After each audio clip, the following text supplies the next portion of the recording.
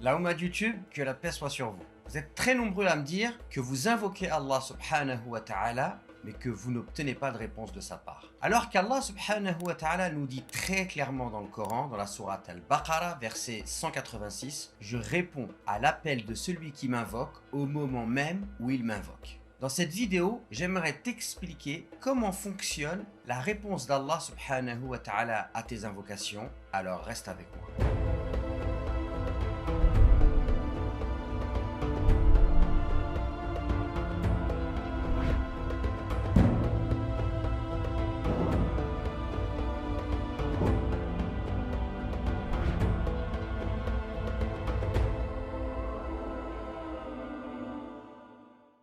Premièrement, j'aimerais que tu apprennes que pour qu'Allah subhanahu wa ta'ala puisse répondre à tes invocations, il faut que tu sois sincère et véridique dans tes invocations. Si tu n'es pas sincère lorsque tu invoques Allah, alors tu n'auras pas de réponse de sa part. Qu'est-ce que ça veut dire être sincère? Bien, par exemple, si tu invoques Allah et tu ne penses pas Allah capable de répondre à ton invocation, ou alors tu doutes de sa réponse, alors Allah ne répondra pas à ton invocation. Si également tu invoques Allah subhanahu wa ta'ala, mais tu lui demandes quelque chose d'illicite, une chose que Allah subhanahu wa ta'ala considère comme mauvaise, alors Allah ne répondra pas à ton invocation. Par contre, sache que si tu es sincère et véridique dans ton invocation, alors Allah répond obligatoirement à ton invocation et il en a fait la promesse dans son livre. Ce que tu dois savoir dans la réponse divine, c'est qu'elle est de trois manières. La première manière, c'est qu'Allah t'accorde tout simplement ce que tu lui as demandé. Par contre, sache qu'il t'accorde ce que tu lui as demandé au moment où il veut et de la façon qu'il souhaite. Par exemple, si tu as demandé à Allah subhanahu wa ta'ala qu'il t'accorde un mari ou une femme, alors Allah subhanahu wa ta'ala te l'accordera,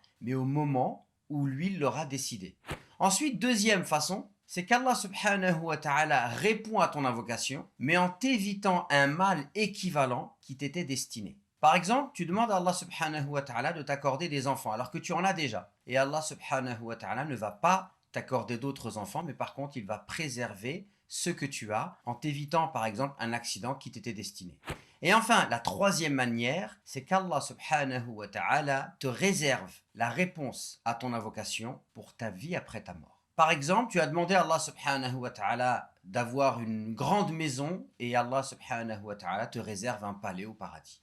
J'aimerais que tu retiennes trois choses. La première, c'est que si tu invoques Allah subhanahu wa ta'ala en étant sincère et véridique, alors tu seras toujours gagnant. Et si tu sais cela, ton cœur va s'apaiser. Et quel grand bienfait que de pouvoir invoquer Allah subhanahu wa ta'ala et à chaque fois d'en ressortir avec un cœur apaisé, car tu es certain de la réponse divine, même si elle t'échappe.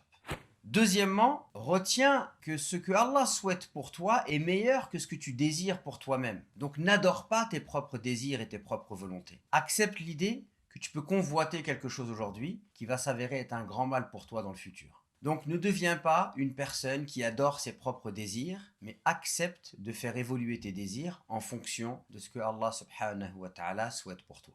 Troisièmement, n'oublie pas d'invoquer Allah subhanahu wa ta'ala avec des formulations qui soient nobles. Par exemple, dans la prière de consultation, le prophète alayhi salam nous a enseigné de dire que si tu souhaites une chose, tu demandes à Allah subhanahu wa ta'ala de la facilité pour toi. Mais si c'est pas un bien, eh bien tu lui demandes qu'il t'éloigne de cette chose-là et qu'il te guide vers le bien et qui fait que tu en sois satisfait. Donc inspire-toi de la prière de consultation lorsque tu invoques Allah et demande à Allah subhanahu wa ta'ala en utilisant cette formule noble et dis-lui: Ya Allah, j'aimerais que tu m'accordes telle chose si c'est un bien pour moi. Mais si tu sais que c'est pas un bien pour moi, alors dirige-moi vers le bien et fais que j'en sois satisfait. Et par cette formulation, tu t'éviteras une grande frustration parce que quelque part, avec cette formulation, tu t'en remets pleinement à Allah subhanahu wa ta'ala.